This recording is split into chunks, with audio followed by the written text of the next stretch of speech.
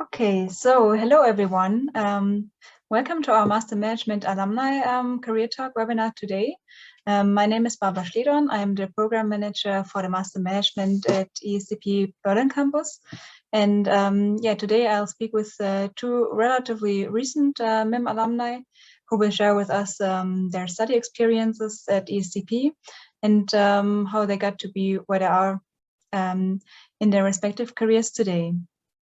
No matter what stage you are in your MIM journey, you can see in the next hour two concrete examples of how the choices and decisions you make in your studies could land you in exactly right places that lead to the internships, positions, and career paths you want. So hopefully this webinar could give you ideas, inspire you, and even provide you with tips and tricks for when you eventually try to jump into the job market. We have prepared several questions for our two alumni, and afterwards you will of course also have time to ask your own questions to them and or write them also in the Q&A function in Zoom, which you can see on the bottom. And now I'm happy to welcome my two guests. First, we have Connor Niedermayer, who graduated from ESCP in 2018 and now works at Accenture, and Hendrik Gaida, who graduated from ESCP in 2016 and is currently working at Gillette. So welcome to both of you, and thank you for taking time out of your busy days to share your experiences with us today. And I would also like to welcome our colleague from the Berlin Career Service team, Tanja Halskov, who will be around to answer any career-related questions you might have, so also write them in the Q&A. Okay, so let's jump right into the discussion. We would like to start with you, perhaps, Connor. So could you tell us a bit about you and your career path up to date? Sure. So hi everyone. I'm super glad to be here and to provide some insights, because I think this is super relevant for all of us. I started doing my bachelor's, realizing that I want to go into the consulting direction, and so I decided back then to do the MIM and at ESCP Europe. And my problem was that I wasn't really, let's say, prepared for the consulting world in terms of the internships and the work experience I had. So the first year was kind of tough. And but after a strategic internship in industry, I got the opportunity to have a second internship during my second year at ESCP at Accenture Strategy. And this is why I then decided to join Accenture Strategy in the life science practice. And here I am 2 years now, supporting especially R&D and commercial projects at Accenture Strategy in the life science pharma practice. This is, let's say, me in a nutshell. Yeah. Okay, thank you. So I would hand over to Henrik. Could you explain your way so far in some words? Absolutely. Hi, everyone. First, super glad to be here, talk a bit about myself and then ESCP as well. It's mostly all on the right, I would say. So I started my career, so I've been around the block a little bit. So I started my career in a dual studies program with Siemens back in 2009. After that, I was an IT project manager for around 4 or 5 years, and then decided that bigger things await. And then I decided to go to do the MIM at ESCP because I wanted to, just have new career opportunities and see a bit more of the world while I did it. During my MIM program from 2014 to 16, as it said right there, I worked as a GVD, global venture developer with Rocket Internet in Pakistan. Joined another Rocket Internet venture after, and then was basically recruited by P&G after that, for which I've been working for over 4 years now. That's about me. Okay, thank you. So let's jump back to the beginning. why did you decide to study the Master Management at the ESCP? Do you still remember what was your reason for deciding for these studies, and what was your goal behind, and perhaps also in which specializations you chose? Sure. So for me, the decision was, well, I looked at what I could do across Europe, what top universities were available. I decided to do a Master in Management because I didn't want to do a specific MBA, which would have added to the Bachelor of Business Administration that I already had, but looked for a more generalistic kind of overview that allowed me to try or study in a few different directions and have a more broad understanding. At the same time, what I loved about ESCP back then is the pan-European footprint that the university has, and which is really at the core of the ESCP brand and what everybody lives there, right? So that to me applied very well. The MIM overall is ranked very, very highly by Financial Times, which also was something that made me apply there. And yeah, I was very happy when I got in, and yes, haven't felt any regrets since then. Yeah, from my perspective, I can totally relate to what Hendrik just said. As I already mentioned, I realized during my bachelor's that I really want to focus more on the international perspective and try to get into this consulting topic and area. And I knew that there are certain universities, for example, because of some of the rankings, and the ESCP was a super interesting choice because of the various locations they have and the global perspective they provide, or let's say European perspective they provide. And this is what I which was really interesting for me, especially after my year or exchange semester during my bachelor's. So my experience in my bachelor's led me to the decision that I really want to focus rather on those, let's say, international networks, and yeah, trying to shift a little bit my personal academic focus on a more consulting perspective.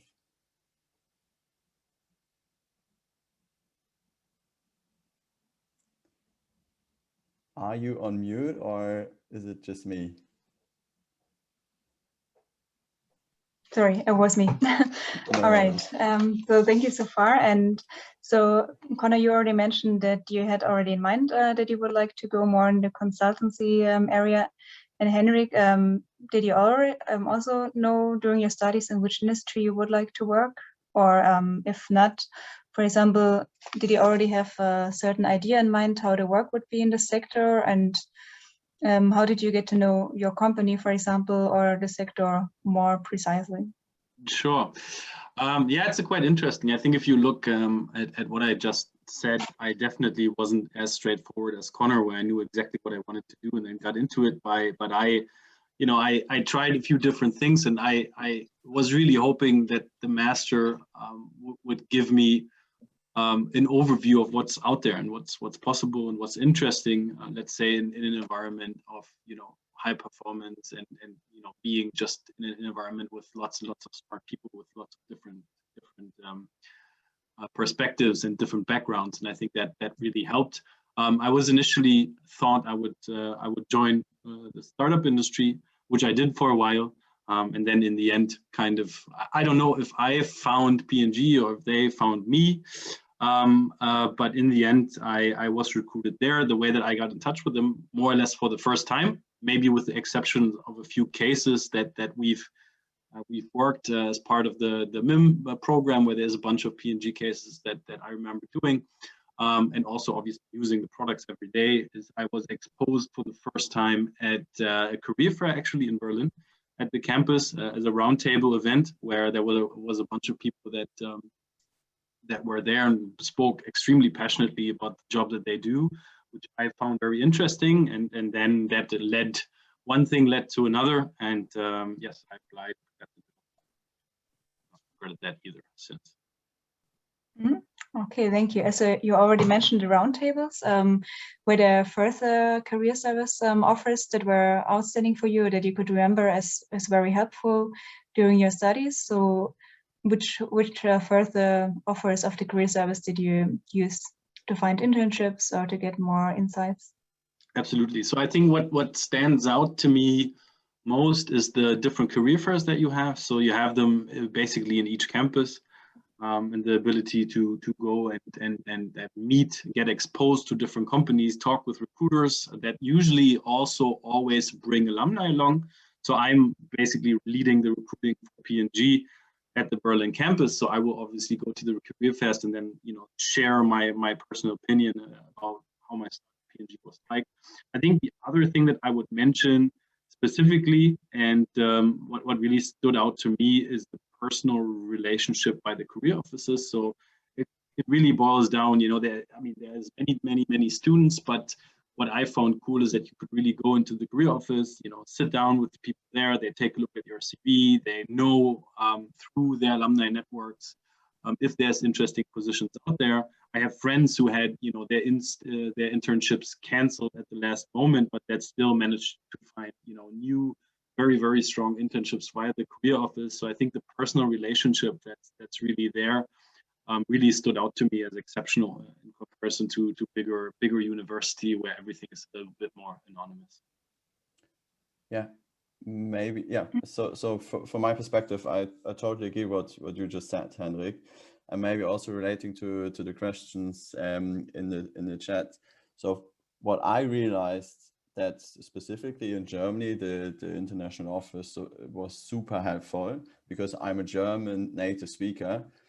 But on the other side, for the French native speakers, I guess that in Paris, the French the office there was super helpful to get an internship or a job in France, because I was a little bit disappointed at that time because they only offered internships for, I can't remember, about 6 months, and you had to speak fluent French. So this was not really, let's say, in my scope of the language skills I have.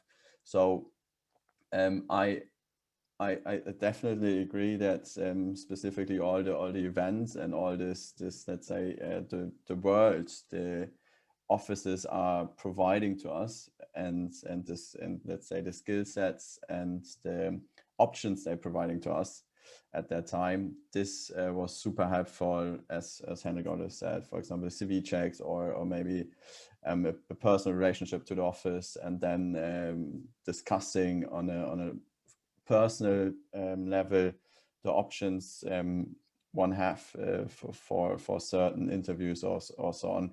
So this was really helpful from my perspective, and was a great support. Mm-hmm. Great. Now you already answered my next question about recommendations for students, but I guess your recommendation is like using the offers of the career service and taking all the possibilities. Yeah. I mean, and maybe I can just add a comment to that with the career offices, because that's basically me and all my colleagues on the other campuses. And I think it's extremely important to understand that this is a European business school, and you have to seek advice in the country where you are looking to work. So if you're studying in Berlin but pursuing a career in France, we would always recommend you to book appointments with the career guidance in France, in Paris. And each campus has their own career team, and we will help you guide. But of course, we are specialized on the German and the Austrian, DACH, it's called, like the German-speaking countries. Yeah. But I mean, now in those online times, it's not a problem at all, and we're all used to doing online appointments all the time. So it's it's not that difficult anymore to get in touch with the right people who can help you. And I see there's another question also. I think we can all relate a little bit to that. The chances of getting a job in Germany without German. And it really depends on the industry. So I can only say, if you're would like to work in consulting like Connor, it's probably a bit difficult, or it is really difficult because your clients speak German, you need to understand German, but a lot of startup companies, for instance, Henrik mentioned in the beginning, he was also working for startups. I know it's different there. At our career events, I would say the ones organized in Germany, it's 50-50. At the recruiting days or our career fairs, we have like 50 companies where it's okay, like 50% of the companies where it's okay. If you only speak English, it's enough to get a job. And we have the other 50% where they require German skills to get a job or an internship. Yeah. So normally we also always recommend, if you would like to start your career in Germany, start as soon as possible to learn German with the German roommates, for example, or with some language tandem and something. It's always a plus. It makes everything easier if you just speak a little bit of German, or if you're willing to learn, and if you're showing that you have already done first steps to learn the language, it just makes a good impression if you want to work in the country. And the same goes for France. I think it's even more difficult to get a job in France without speaking French than it is to get a job in Germany without speaking German. That's at least what our colleagues say in Paris. I think, just to add on this point, I think if I look back into my studies at ESCP, I think the one thing that I would maybe do differently is you need to be, you need to be courageous, and you need to go out and use the opportunities that the school gives you, right? So for instance, I studied in Madrid, Paris, and Berlin.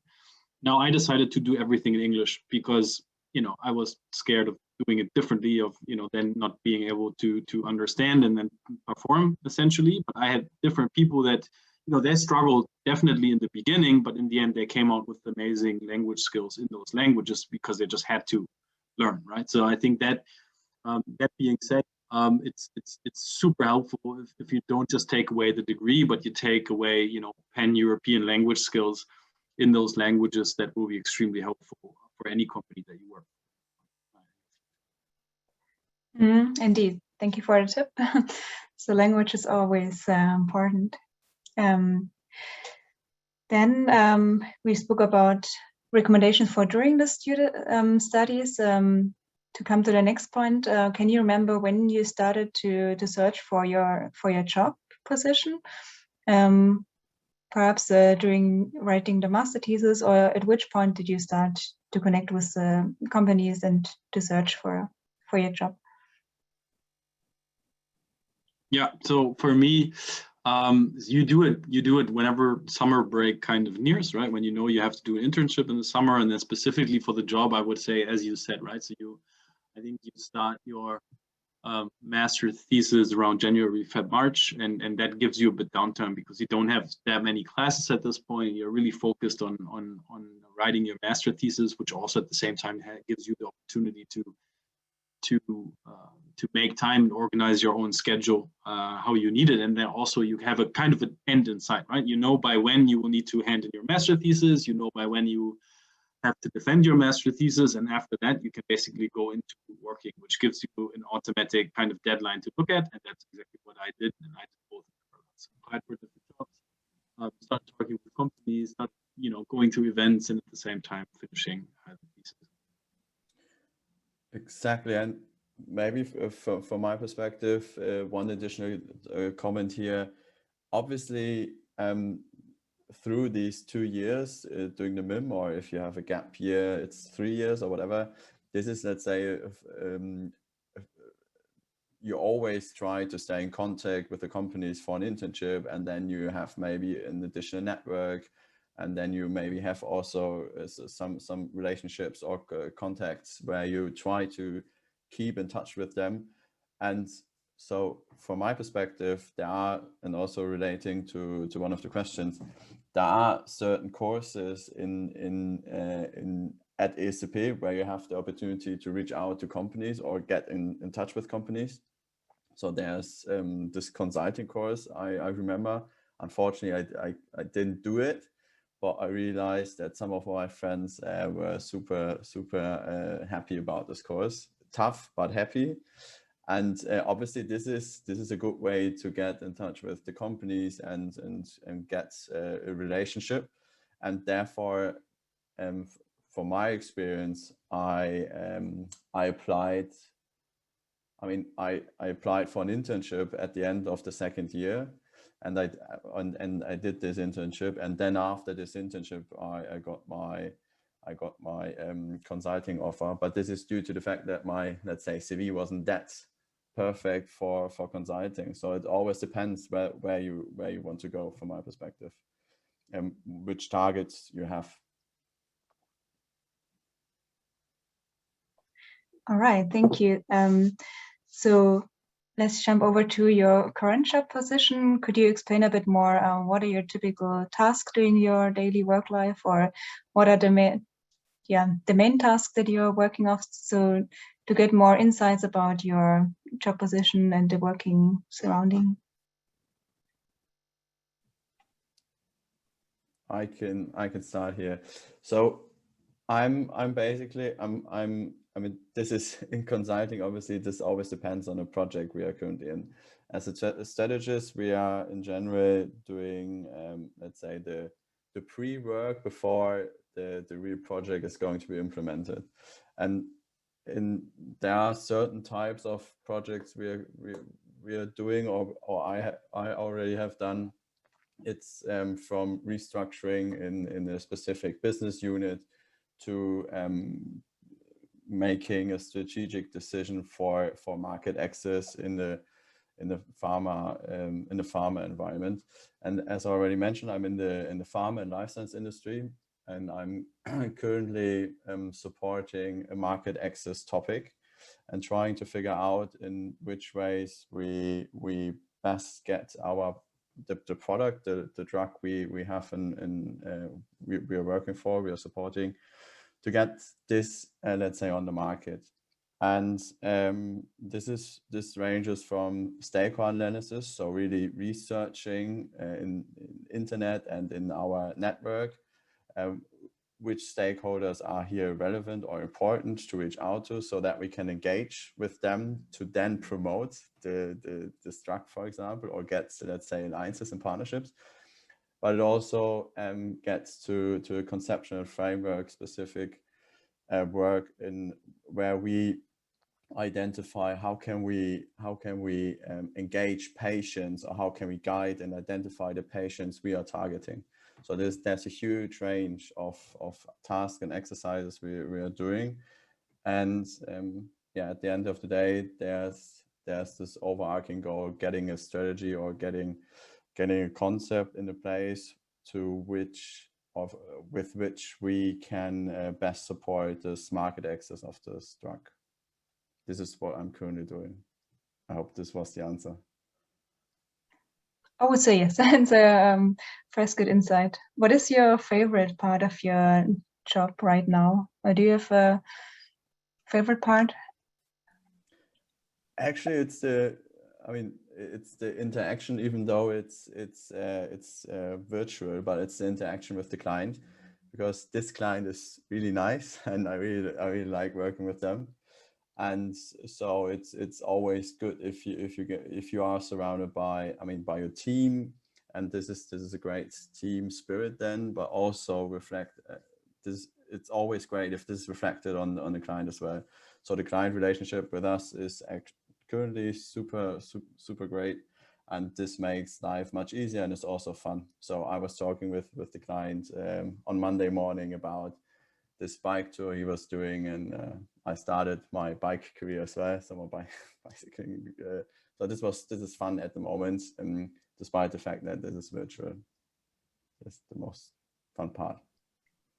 All right, sounds good. Then Henrik, could you also explain or give some examples what your typical day would look like, or what are some typical tasks during your work life or work day? Sure. There is certainly no typical day for me. Essentially what I do, I am responsible for the brand Gillette, which is a razor and blade business across 3 different markets. It was Germany, Austria, Switzerland. And essentially we operated as a small business. So I'm responsible for the marketing part or the brand management part, which encapsulates very closely anything related to how we go to market, where do we distribute in the market, how do we generate consumer demand, and how generally the brand depicts itself in the market. That ranges from, you know, going and producing TV advertising on set, sitting there and developing TV copy. It sits about go-to-market strategies, is something that's probably a bit closer to what Connor just explained, where we, you know, 6-12 months before the product actually hits the market, sit there and think about, you know, what is the right target consumer, how do we get it there, how do we ensure that people know about this product, where should it be listed, where it should cost, etc. And then in the end, it's, you know, also trivial things such as writing business plans, doing budget management, and then closely collaborating with the entire supply chain to make sure that people can actually buy the product in the market. So it's a very, very round job, and we operate like a small business would, or yeah, but we may turn over about a mid, yeah, I'd say, yeah, I mean, it's bigger than your average small time business, the things that we do, which is just super great and cool at the beginning of your career. All right. And would you also say you have one favorite part of your work, or is it the mixture of all? Or do you have one task that you prefer? So it's tough to say. So I do like, I mean, the cool thing about my job is that I get to see the results pretty much immediately, right? So with the programs that we run, the things that we do, what I like is, you know, we plan them and then we turn them around, and then a month later we can look at all of our reports and we see, did people actually buy more products, which products did they buy, and we get the feedback directly from the consumer, you know, via our social media campaigns, by the comments that we see, and also, you know, by turning on the TV or going into a DM or Rossmann where you can see your products on the shelf, right? So it's a very immediate response that is quite fulfilling. And I think the coolest days probably is when you do things like production, TV productions, right? When you are the only client on site, when you sit there in the director's chair and the whole agency and big team of 30, 40 people in the end of the day looks at you, if you are happy with what's just been shot. And then a few weeks later, you see it actually coming on TV. All right, then thank you so far. If you look back for your when you started your job, what did you say, which skills have proven to be most relevant for your current job? When you took all the skills that you collected during the studies, and then when you entered the job, can you still remember what was very helpful, what you learned during your studies, which you could use there? And yeah. It's a tough question, right? Because I think it's a conglomerate of different things. So at P&G, you know, we pride ourselves in really taking people and giving them very, very specific training on how brand management works, how advertising works, etc. So you get kind of trained again when you go into the job. So I think the biggest thing that to me helped is work. I mean, at ESCP, what you do a lot is casework, obviously. So you get presented with a problem, and then you usually work within a team to get to a solution of that case. That is very similar to the work that we do every day, because it's more or less the same thing, right?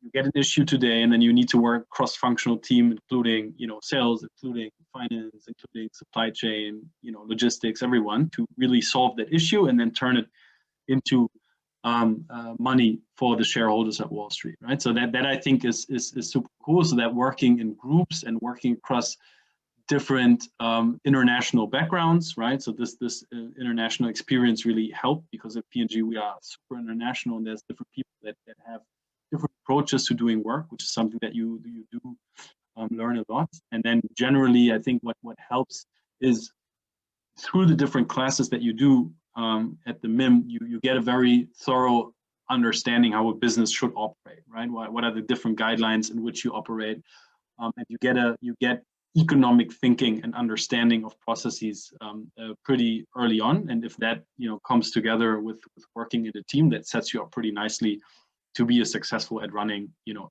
my business, but probably any business that you can work on. Yeah, from my perspective, this is actually exactly the same. So maybe one additional remark, it's being motivated and being let's say resilient in times of challenges, because obviously, let's say during the exam phase, this is a little bit, let's say, crowded. So the time wasn't let's say the time was kind of the issue, but this also was a good learning situation for the, let's say, consulting work I have now. And every other topic you mentioned, Henrik, I totally agree. So specifically the cases you always get and you always have to do, even though it's a group work from time to time, it definitely makes sense to get through those Harvard Business Review cases and so on. So this was super helpful. So yeah, everything else is already said, so nothing to add. Okay, thank you. The next question is a bit related to it. So which skills should applicants have or students have or collect during their studies to be successful in your job position? Perhaps what they can already collect during the studies or aside of this with student societies. So what would you think are the most important skills? I mean, from my perspective, I am in the strategy consulting, but in the life science industry. Obviously, if you have some industry knowledge, this is worth and this is valuable. But from my perspective, I mean, I had similar to no experience in industry, so I just had those technical or analytical skill sets that are super relevant for the role as a generalist, as a strategist in the consulting. And this is basically what I mean, I refer to the 2 points I mentioned earlier, the being resilient and being motivated, and I mean, sounds stupid a little bit, but working hard and trying to get the best out of the situation. And this is what I let's say retrieve from my time at ESCP, definitely. And this is compared with obviously some of the skill sets that are needed for the specific job. And for my job, this is being a generalist, being able to deep dive in certain topics and don't give up too early and try to focus as in the best way as possible. And this is somewhat I definitely learned or also get to know during some of the courses at ESCP, because there's one question which was the most valuable class, and I remember this entrepreneurship class from Davide de Sola. He was a tough guy, but this is what I still remember. So being precise in what we want, trying to focus on the target and don't give up too early. So this was let's say his credo, and I totally appreciate it now. At that time I was a little bit, let's say, yeah, no, it was, I mean, now I really appreciate this, and at the time was a tough time, let's put it that way. But yeah, this is it from my side. I think for me, it's on top of the things that Connor has said, which is definitely all true. I think there would be 2 things that stand out to me in hindsight. One is definitely competitiveness. So I think if you go to ESCP, you're surrounded by extremely talented and smart individuals, and you're part of the same class, but in the end you're also kind of competing for good grades in a sense, right? So being in that environment that's quite challenging, and then getting out on top and being resilient, working towards the goal to getting a degree, but also getting a good degree, is really an amazing challenge that has kind of put me onto the next level personally, right, and professionally as well. So I think that competitive mindset is something that is extremely helpful in any job, and to me specifically, because we are in a very hard-fought environment where we fight over every consumer with our competitors in the market every day. So bringing that to the table and being hungry is something that is extremely good and that can be helpful for any company. I think the other thing that I would say, and maybe this is something that you don't really realize while you do it, but then realize in the past, is definitely those soft skills, you know, emotional intelligence, empathy, being able to present things, and being able to constantly, you know, adapt to new environments. I mean, if you are going to ESCP at least twice, you're going to be thrown into a completely new country where likely you don't know anyone. You need to organize your own life. You need to figure out, you know, how to get around out there, and you will meet new people. And I really encourage anyone to really, you know, jump in, you know, go out, meet new people, hang out with new people. If anybody asks, you know, do you want to present in front of the class? Hell yeah, let's go learn that, right? So I think, you know, don't just sit there and, you know, wait for the degree to come, but really use those challenges that those classes and the environment that you are in throws at you, because, you know, it might be a bit tough while you do it, and it might not feel nice to be in front of a stage, in front of 10, 20 or 300 people, but in the end you will look back on it and be proud of it, and have learned quite a lot while you did it. So definitely encourage anybody. Okay, thank you. In addition to that, if you think back to your studies, was there something that you would have done differently from your perspective now? For example, to study in 3 or 4 different countries, or other, other activities during your studies? Probably maybe 2 things. So maybe I should have studied in Spanish in my first year in Madrid, just to learn better Spanish, which was a bit of a missed opportunity, I would say, looking back. That's something. The other thing, I mean, I would have loved to go and do for, I mean, the relationships with other universities that ESCP has are quite amazing, right? So I'm sure I could have probably gone to, you know, UCLA, USC on the West Coast in the US, which would have been, in hindsight, amazing. Back then, I decided not to do it, so I would be eligible for the triple degree program and also get, you know, get a scholarship for the triple degree program. In hindsight, probably I should have done that, because that would have been an amazing experience and would have led me to study in 4 different countries instead of 3. But in general, I'm super happy with how it all turned out, and I wouldn't miss any of it, really. So those would be the 2 small things that I would mention. But other than that, I'm on the experience. So from my perspective, I mean, I studied in 3 countries because there was Paris, so I studied in Paris campus as well. But yeah, but it's almost the same as Hendrik mentioned. I wasn't really, let's say, brave enough to study in French in France at the Paris campus. And I know that I remember that we had discussions, some of our friends or some of my friends, and they decided to apply for the French courses. And I was like, no, not really. Let's stick to the English ones. And I definitely would say, I mean, I said this at the end of the semester at that time, that, okay, maybe next time I should do this in French. So as Henrik mentioned, be brave, try to, I mean, you can't fail at the end of the day, because you always take something from it, right? So even though French is in the 2 first weeks too tough, or Spanish is too tough or whatever, there are always options to then maybe move to other class or whatever. So this is one, let's say, small topic I somewhat regret.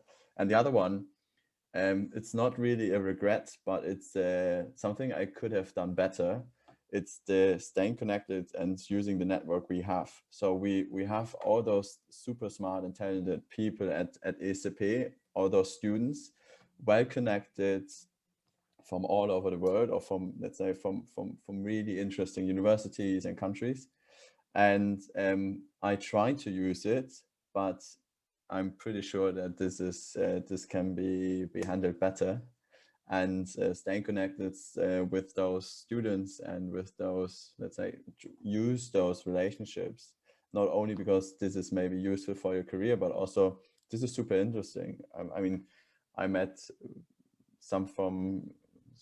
just met super interesting people, and this is what I should have done a little bit, let's say, more in depth to get the most value of this relationships. These are my 2 topics. Okay, thank you for sharing this interesting insights. I would now like to go over to the questions from our attendees, as there are already some. For example, we have one, do you have a recommendation for students who are interns in consulting, for example, right now, how to build a network and fear of failure or not being good enough? Like, what do you have any recommendations or ideas about? I guess he or she's also regarding to the online situation. So which tips do you have to build a network or to not have too much fear about failure? I mean, from my perspective,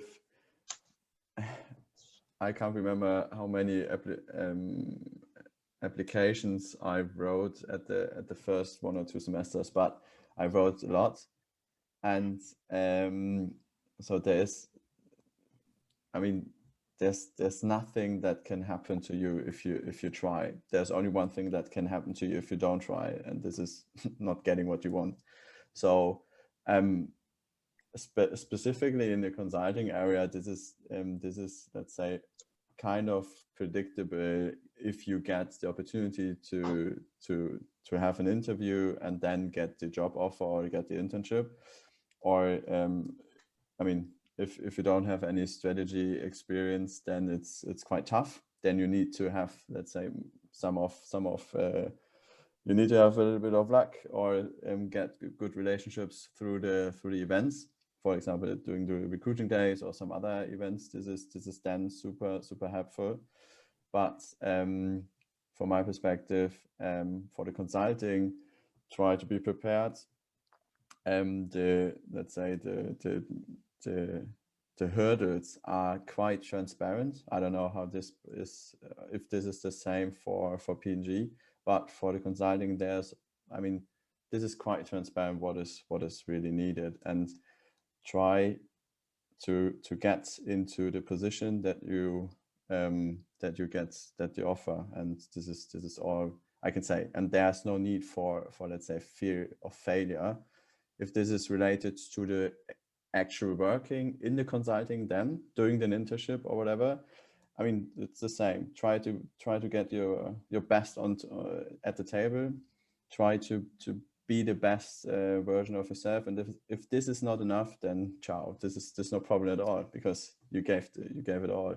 So this is let's say my mindset, and if this is not working, then the job probably wouldn't make any sense for you anyways, because this is then, let's say, not the right job from my perspective. Okay, thank you. Then the next question is also for you. It's Connor, do you remind which course of ESCP provided you the greatest benefit for your work in consulting? For example, did you visit a specialization or something? Yeah, I think this was the entrepreneurship, because this entrepreneurship course, I can't remember which name this class had precisely, but it was in London at David Solar, and I remember that he was I think ex-McKinsey, and he was doing a startup at the time. I can't remember exactly, but he taught me more or less that being clear in what you want, this is fundamental to get to this point, because otherwise this is not feasible. And I really liked his attitude and his way of thinking and the mindset, and being, let's say, ambitious in how you think. And this is what I liked, and this gave me a good perspective on what I really want to do. Was this perhaps the option E specialization? No, but I know that this one was also really interesting for those guys who participated. All right. It was at the London campus. It's creativity, entrepreneurship, and intrapreneurship. I think this was the name. Okay. The option E is also offered on several campuses, so in case you're interested in that. Option E is super interesting. This was it with the US trip? Is this option E, or the Israel trip? I can't remember. But it depends on the campus, but normally, for example, in Berlin, there are visiting many companies within the specialization. Then the next question is regarding the work-life balance. So what would you say in comparison with the P&G and Accenture? How is the work-life balance? Perhaps now during the online time, it's a bit different, but for you as a newly starter, how would you say is the work-life balance?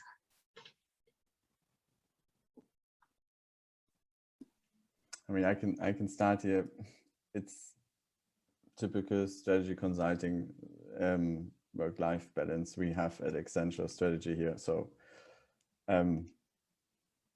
could be better, but that's it. I mean, there's a quite huge transparency on this topic. I mean, work-life balance is not the best. If you seek for a great work-life balance, it's not the best way to go to the consulting. This is all I can say. I don't know how this is at P&G. Yeah, well, I think for us, it certainly depends on the type of job that you get within P&G. Now, I mean, for Gillette, I work in one of the biggest profit pools here in DACH, which is, I think, top 3 profit pool globally for P&G, which is a super big company, which comes with a lot of responsibility and a lot of freedom to work things, which will then, eat up a bunch of time. So certainly, I would probably work more than others within P&G.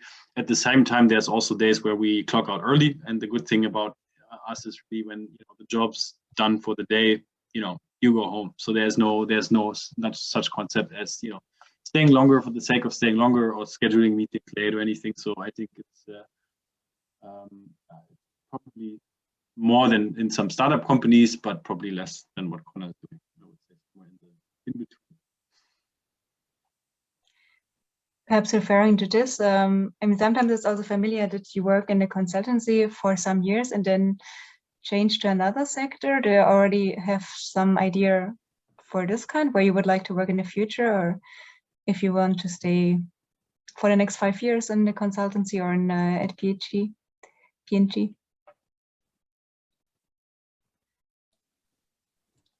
I was addressed with the question, right? Or you both. So what are your future career goals? So right now, would you like to stay there for the next years, or perhaps do you also have in mind to work in another country if traveling is again easier? Yeah. So, I mean, definitely. So I chose consulting not only but also because of the traveling opportunities you have, and since 1 year, I'm rather staying in the home office. So I would definitely stay for another, I don't know, couple of or specific period, but I'm pretty sure that I mean, this is my situation yet.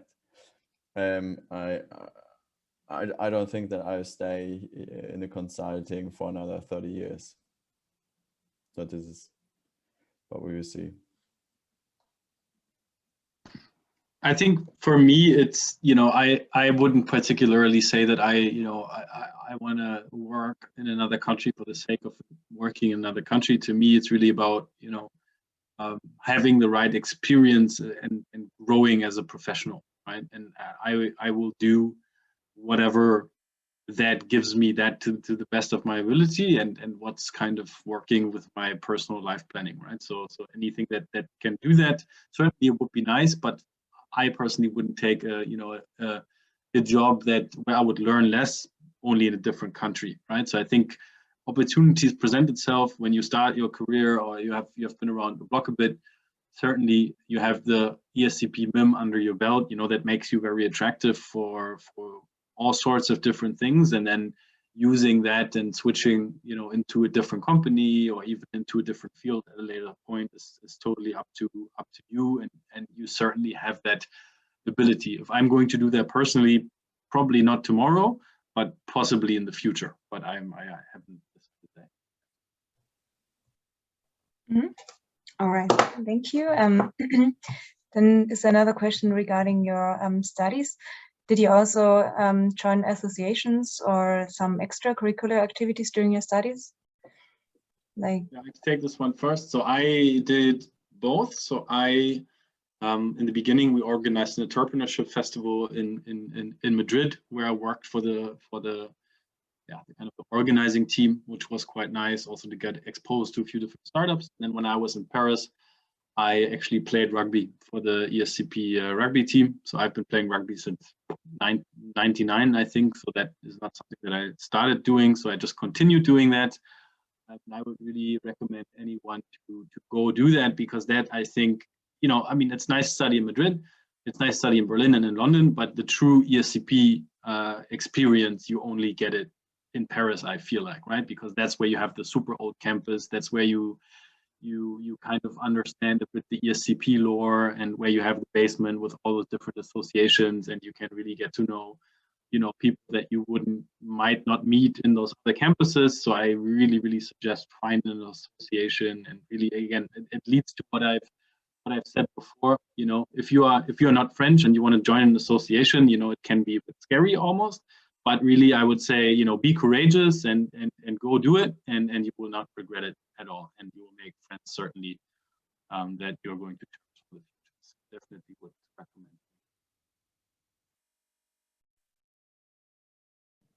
but of course, we also have societies in Berlin. There are only 14, but it's right. The Paris campus is the biggest one, so they also have the biggest offer. Okay, thank you for this answer. Just one short question.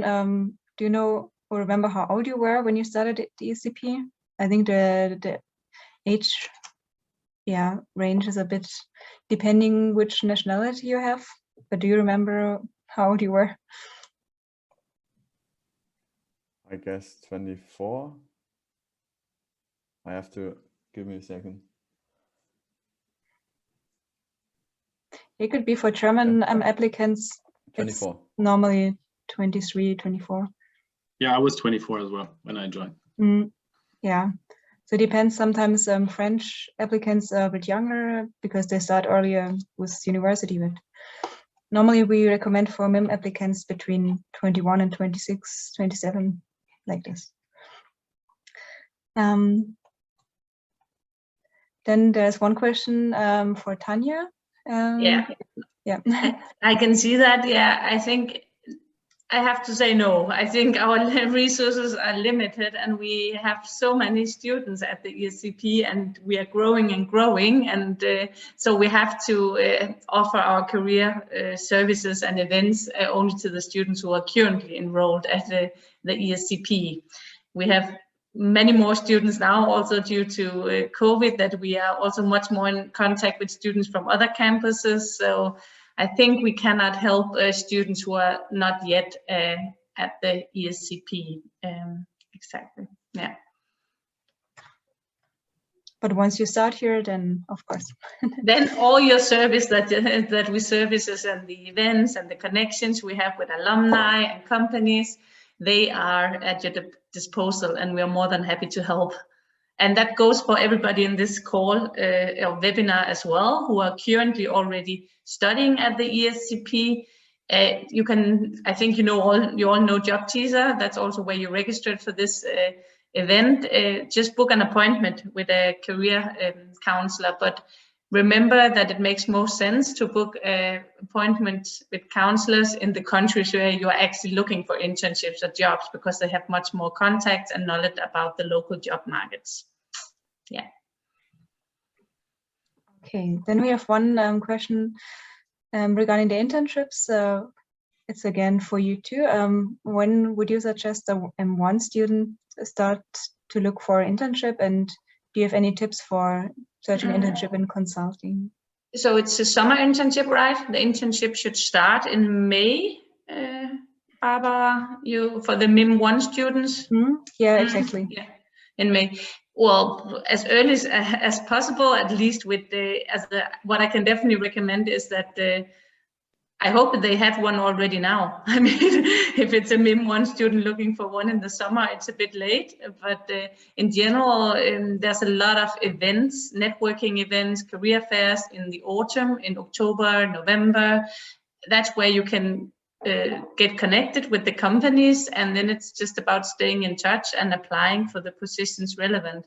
But again, I would book an appointment with a counselor, and they can help you, because it depends, of course, on the industries, on the nation, in which country you're looking for internship, etc. But that's what the career officers are there for. That's to help you with finding internships if you need guidance and help. Okay, thank you. Then the one question, I think, Conor and Hendrik, you already answered it in some way, like what was the most valuable classes you took or the skills you developed during the MIM? You mentioned already the entrepreneurship. Do you have any other classes in mind or skills aside of the international experience? So one class to me that stands out a lot was called Marketing of Innovations in the Paris campus, which really was a super cool class. The professor was really good, and I really liked kind of his way of thinking and the way that he approached the class. So that is, in hindsight, really sticks out to me. And then this class comes to mind not because it was extremely helpful, but I really enjoyed taking it, which was Intro to US Film Industry, which I just took for 3 credits because it was on the sheet, and I love to, you know, kind of look into that. Why not? And I thought that was really cool, right? That you have the kind of that bandwidth of studying, you know, complex financial instruments, where you are ask yourself, why did I take this class? And then you have something really cool like Intro to industry, which you might not ever work in, but it gives you a really cool understanding of a certain industry aspect that was very interesting just to do intellectually, although that has nothing to do with my degree. Yeah, so I can't remember the name of the professor, but I did this marketing of innovations. So Boris Dorsen, that was his name. Boris Dorsen, yes. No, grazie, no thank you, no merci. No, this was awesome, definitely. And maybe as a side fact, the courses or the classes Saturday night were also really important for the future career, because at the end of the day, it's all about relations and the network you have. And if you have a strong network, you always get someone in touch with the companies. And also because the one question was referring to begging for a consulting internship, using the network you have, using the events that are provided and offered by the ESCP, and this is this then is super helpful. Okay, thank you for your answers for this. I think the next one is referring also to soft skills. As you mentioned before, being clear on what you want is important. I would just say, how do you combine being clear on what you want and respecting the borders of others in your daily job life? And how did you work on work ethics developed through this process? Could you explain a bit about that?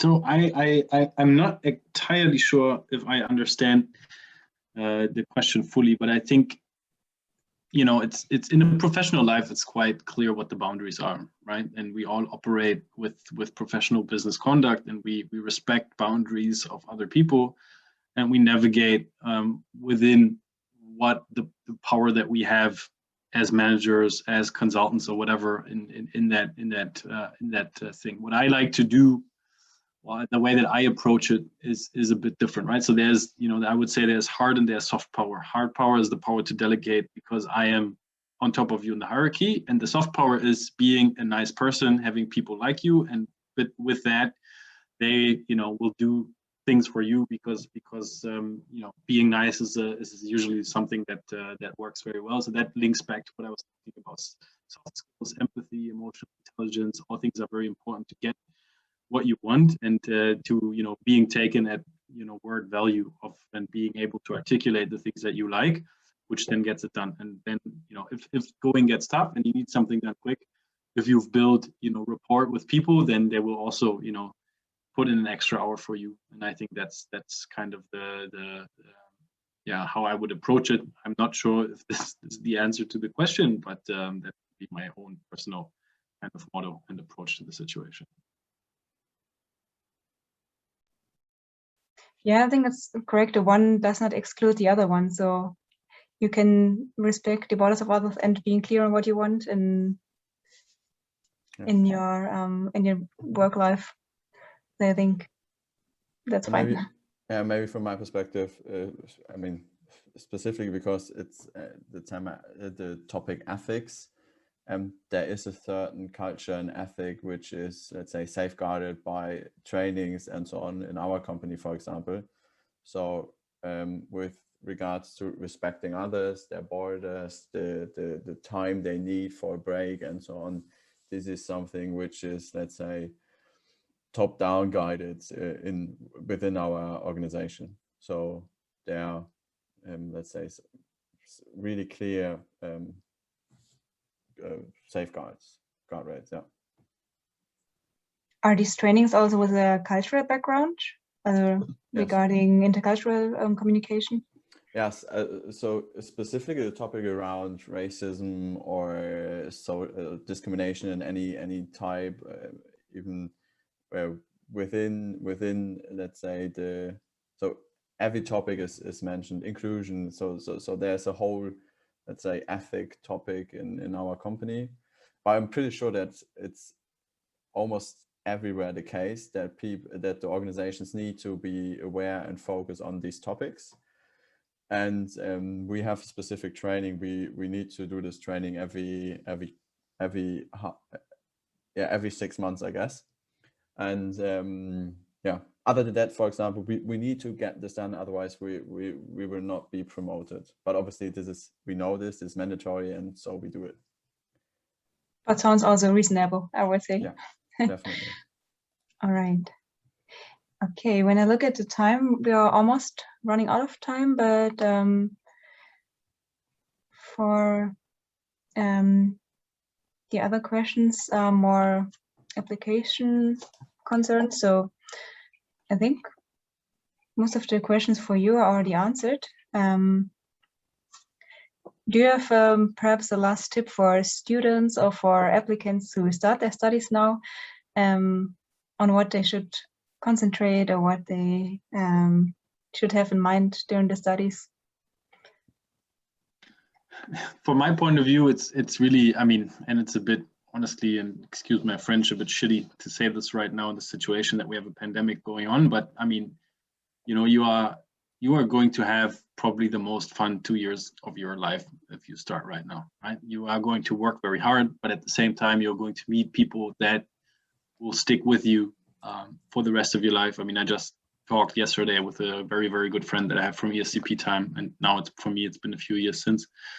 And at the same time, you know, you're going to be in super big European metropolis, you know, that probably you will not ever live in again, right? So I would request, you know, make the most of it, you know, study when you need to study, and then go out and enjoy those cities and each other's companies when you can. And after that, you will look back and you will have a great, understanding. And then in the end, I think it's ESCP really focuses on the pan-European idea and the European idea of collaboration. And I would say, you know, be an advocate for that, you know, stand in for that idea and go out there and be an advocate. And I think that you'll have the best time ever, and you're going to maybe sit in here and tell the future students at some point, and you're going to look back like we did with lots of pride and fun memories. Yeah, from my perspective, I can totally relate to what Henrik said. If possible, set your goals, make them transparent, be motivated, be patient, be resilient, work hard, but also make friendships, get your relationships, living the best life you can in those cities. Because as Henrik said, this is, I mean, I lived in London and Paris, and this was crazy. This was awesome, despite the fact that this is super expensive, but it was still fun.